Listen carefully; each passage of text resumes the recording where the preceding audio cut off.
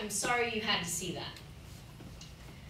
The city is a living creature coiled around us, its moist breath billowing up through the storm drains. It glares at us with its harsh yellow eyes as we walk along its gritty, scaly surface. Our repartee is delicate, sweet, brightly colored, a cotton candy cloud hovering between us.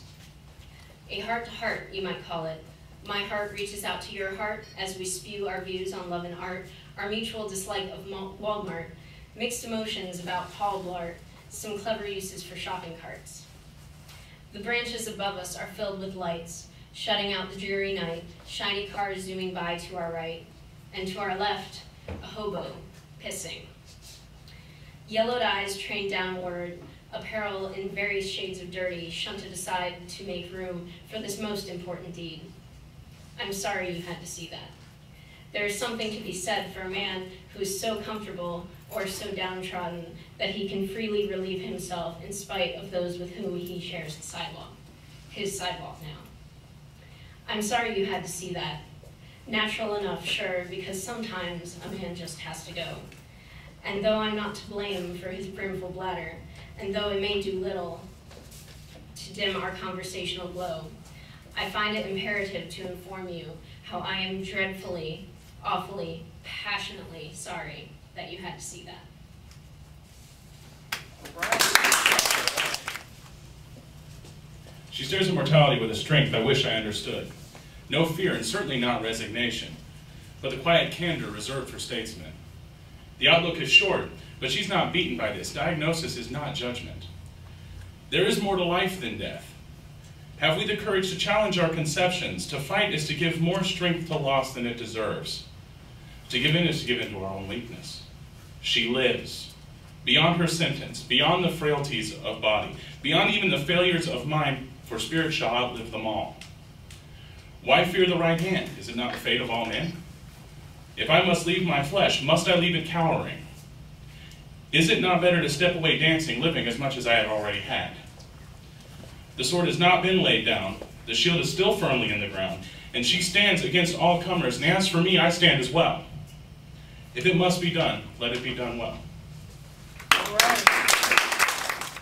If only I was half as beautiful as she is, as they are. If only I was shaped more like a bottle rather than I am. If only I was sexy and seductive instead of cute and charismatic. I'd be in your life somewhere between your God and your gold. I'd be the soliloquy of your poetry or even the music to your symphony. I'd be the butter on your whole wheat or the foundation of strength beneath your feet. I'd be the air you breathe or even the honey of your tea. I'd be the sun, the moon, if only you'd love me, the me that I'd be. You somewhere between clubs, videos, relationships, and strangers. You found perfection.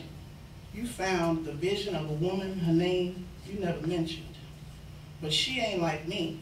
She got more this, more that, more hips, more whatever, more here, more there, of anything you wished, as if more could complete your list.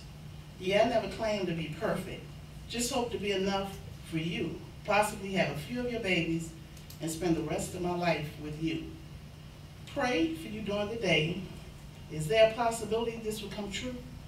We would have existed if only you had loved me the way I loved you. Okay, it's called As the Child Knows. They told me I didn't fly that night, the night that I flew. Mom and Dad told me I didn't, because they're liars, and hide as the precious things like jackdaws or ravens who steal all that's shiny. But right as they told me that, I flew off, and I flew and I flew and I flew. But I could still hear them telling me, calling, "You didn't fly, you can't fly." But I know I did, that night that I did, that I flew. All right. And the name of the poem is Arcadian Apparatus. We hear, "Good morning, sir," in a sexually saturated female song, followed fast by, "Good morning, ma'am," in a testosterone-laden sound like pheromones, the synthetic symphony living in space and time like a year without atmosphere, filled with machine dreams and a sense substitute. We shiver the all-too-real knowledge that we are undone, artificial.